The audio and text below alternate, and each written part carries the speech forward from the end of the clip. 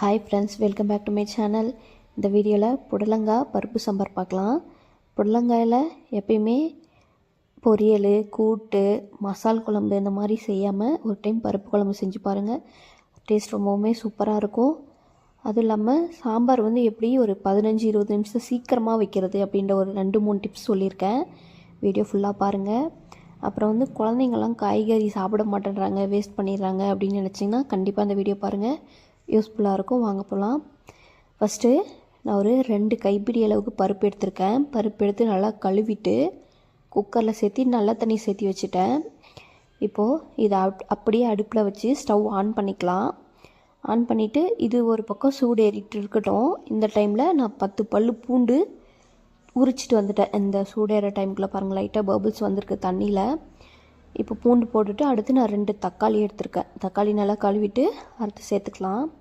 இப்போ தக்காளி 55 ரூபா ஒரு கிலோ. உங்கள் ஊரில் என்ன ரேட்டுன்னு சொல்லி கமெண்ட் சொல்லுங்கள். பாருங்கள், தக்காளி போட்டுட்டேன். இப்போது நம்ம காய் இது கூடயே சேர்த்து வேக வச்சுக்க போகிறோம். நான் இன்றைக்கி ஒரு அரை புடலங்காய் எடுத்திருக்கேன். அதனால் ஓரளவுக்கு பெருசு பெருசாகவே கட் பண்ணி கழுவிட்டு சேர்த்துக்கிறேன். ஏன்னா வெந்து வரும்போது சின்ன சின்னதாகிடும் பீஸு. இப்போ கொஞ்சமாக எண்ணெய் விட்டுக்கலாம். எண்ணெய் விட்டுட்டு கொஞ்சமாக மஞ்சள் போட்டுக்கோங்க. நம்ம இதுலேயே மிளகாய் தூள், சாம்பார் தூள் எல்லாமே இதிலே போட போகிறோம். சீக்கிரமாக குழம்பு வச்சிடலாம். நான் இன்றைக்கி 2 ஸ்பூன் மிளகாய் தூள் போட்டுக்கிறேன். 1.5 ஸ்பூன் சாம்பார் பொடி போட்டுக்கிறேன். நம்ம இப்படி செய்யும்போது நம்மளுக்கு வேலை சீக்கிரமாக முடிஞ்சிடும். பாருங்கள், நல்லா கொதி வருது.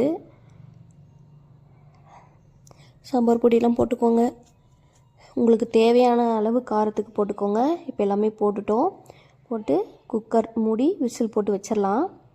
இது விசில் வரட்டும். இந்த டைமில் கொஞ்சமாக ஒரு சின்ன நெல்லிக்காய் சைஸ் அளவுக்கு புளி எடுத்து நல்லா ஒரு டைம் 2 டைம் கழுவிட்டு தண்ணியில் சேர்த்து ஊற வச்சுக்கோங்க. இது ஒரு பக்கம் இருக்கட்டும். இப்போ குக்கர் விசில் வரும்போது இதெல்லாம் செஞ்சுக்கோங்க. இப்போ நான் ஒரு 15 சின்ன வெங்காயம் உரிச்சிக்கிறேன். இந்த டைமில் தான் உரிக்கிறேன், நான் முன்னாடியே உரித்து வைக்கல. இப்போது குக்கர் நான் ஒரு 4 விசில் விட்டு எடுத்துட்டேன். இப்போ நம்ம தாளிச்சிடலாம். ஒரு வானல் வச்சுக்கோங்க. வானல் நல்லா சூடேறட்டும். கொஞ்சமாக எண்ணெய் விட்டுக்கலாம். ஏன்னா நிறைய பேர் ஒவ்வொன்றா ரெடி பண்ணிவிட்டு தான் குழம்பு வைக்க ஆரம்பிப்பாங்க. ஆனால் நம்ம குழம்பு வைக்கும்போதே சைடில் ஒவ்வொன்றா ரெடி பண்ணிக்கலாம். எண்ணெய் ஊற்றிட்டு 1 ஸ்பூன் கடுகு, 4-5 மிளகு, 1/2 ஸ்பூன் சீரகம் போட்டு நல்லா பொரிய விட்டுடலாம். ஒரு காஞ்ச மிளகாய் ஃப்ளேவருக்காக போட்டுக்கோங்க, 1 மட்டும் போட்டுக்கோங்க. போட்டு நல்லா பொரிஞ்ச பின்னாடி சின்ன வெங்காயம் இருந்துச்சுல, அதை குட்டி குட்டியாக கட் பண்ணி அதையும் சேர்த்துக்கோங்க. சேர்த்துட்டு நல்லா கலந்து விட்டுடலாம். வெங்காயம் சீக்கிரமாக வதங்கி வர்றதுக்காக கொஞ்சமாக உப்பு சேர்த்துக்கிறேன். அதையும் நல்லா கலந்து விட்டுடலாம். இப்போது புளி ஊற வச்சுருந்தோம் இல்லையா, அதை நல்லா கரைச்சிட்டு அந்த புளியை இது கூடவே நம்ம சேர்த்துக்க போகிறோம். ஏன்னா காய்கறி எல்லாமே வெந்துருச்சு இல்லையா, அதனால் இப்போ புளி இதில் நல்லா சேர்த்துக்கோங்க.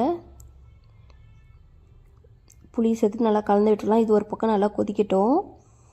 இப்போது குக்கர் 4 விசில் விட்டு எடுத்துருந்தேன். நம்ம ஓப்பன் பண்ணிக்கலாம். பாருங்கள், ஓப்பன் பண்ணால் எல்லாமே கரெக்டாக வெந்து வந்திருக்கு. புடலங்காய் எல்லாம் அப்படியே முழுசாக தான் இருக்குது. இப்போ குக்கரில் இருந்த எக்ஸ்ட்ரா தண்ணியை நான் வடிச்சிட்டேன். வானலில் வடித்து சேர்த்துருக்கேன். இப்போ பாருங்கள், அந்த புளி தண்ணி என்ன கலரில் இருந்தது, இப்போ அப்படியே டோட்டலாக கலர் சேஞ்ச் ஆகிடுச்சு. இது ஒரு பக்கம் இருக்கட்டும். நம்ம அந்த குக்கரில் இருக்கு இல்லையா, பருப்பு, காய் இதெல்லாமே கடைய போகிறோம்.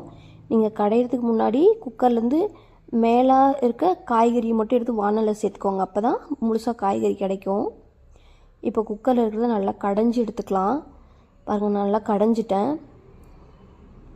இப்போது வானலில் இருக்க அந்த தண்ணியில் நல்லாவே கொதிக்குது. இப்போ 2யும் ஒன்றா சேர்த்துடலாம். நான் குக்கர்லேயே சேர்த்துக்கிட்டேன் 2யுமே.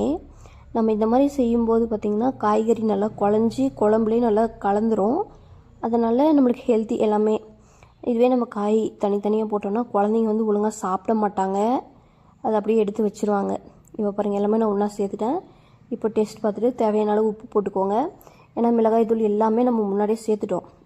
இப்போ பாருங்கள், நல்லா கொதி வருது. புளி தண்ணி பச்சை வாசம் போனாவே குழம்பு ரெடி ஆகிடுச்சு.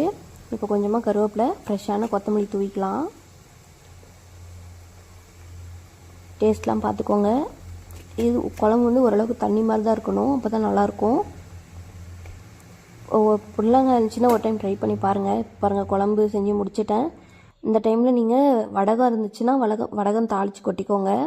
நான் இன்றைக்கி அப்படியே தான் செஞ்சுருக்கேன், வடகம் போடலை.